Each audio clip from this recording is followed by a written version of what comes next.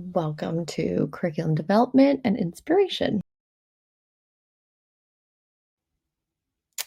There are many things to consider when looking at curriculum, considering students, the curriculum, within that the learning units that will be available, and of course assessment of the learning. Let's take some time to get inspired by some ideas so that we can take it back into our own planning. John Dewey began with really considering the student in planning, looking at having meaningful activities within the learning, making the learning relevant to the students' lives to develop a love of learning, and then finally looking at classroom democracy, having a say. We also have Ralph Tyler contributing, Hilda Taba, and Peter Olivia. Tyler emphasized preparing the students for life, looking at both students and society as a source for developing the curriculum, developing skills in thinking. It was an inductive approach, so really looking at more generalizations moving forward, and objectiveness. Tyler used two screenings or lenses to look through when developing curriculum, a philosophical screen and also a psychological screen as well. The philosophical screen really looked at the school as a living entity and the importance of all cultures, socializing, looking at individual personalities. The psychological screen included looking at theories of learning, human development and growth, and how much length it takes to learn something. Tyler emphasized within curriculum planning, teaching thinking skills, to use intelligence and finding learning experiences that would be helpful in acquiring information, helpful in developing social attitudes, and helpful in developing interests. All of these ideas are great to consider in curriculum planning. Hilda Taba emphasized teachers contributing to the design of curriculum rather than administration, looking at learning units.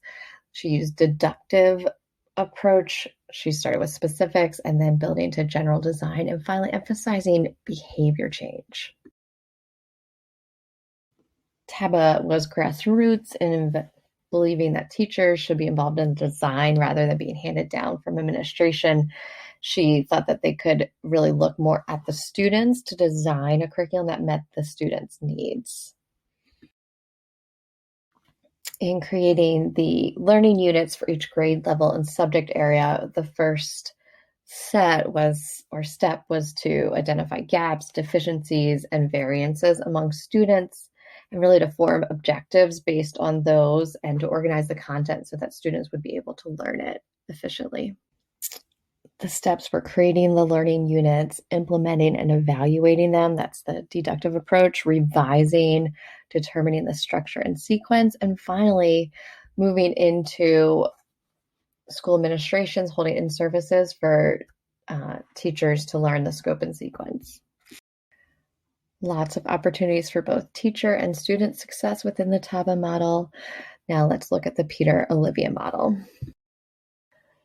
Peter Olivia's model is very detailed in this diagram. It has a lot of areas to really incorporate an inductive way approach to planning and really looks at the needs that might be different between society and individual students. There is a lot of great stuff within this very complicated diagram. Let's take a deeper dive into the steps.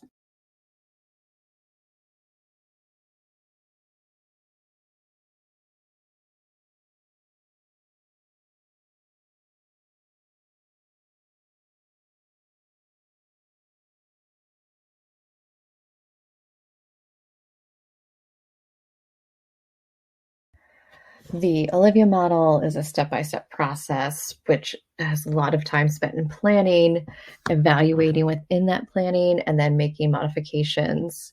And it's not necessarily a sequential linear process, but can go back and forth. Component 1 looks at educational aims and principles of the authors. Component 2 looks at the needs of the community and individuals within that.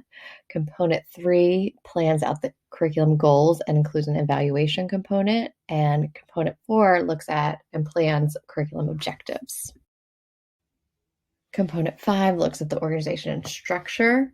Component 6 and 7 looking both at the instructional goals and the curriculum goals.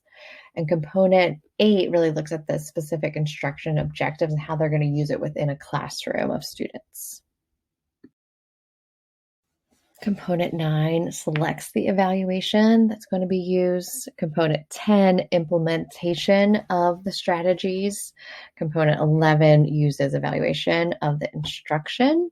And component 12 evaluates the total curriculum. Olivia leaves us with many great ideas about developing curriculum, really using evaluation assessment within that development to produce the most efficient instruction possible.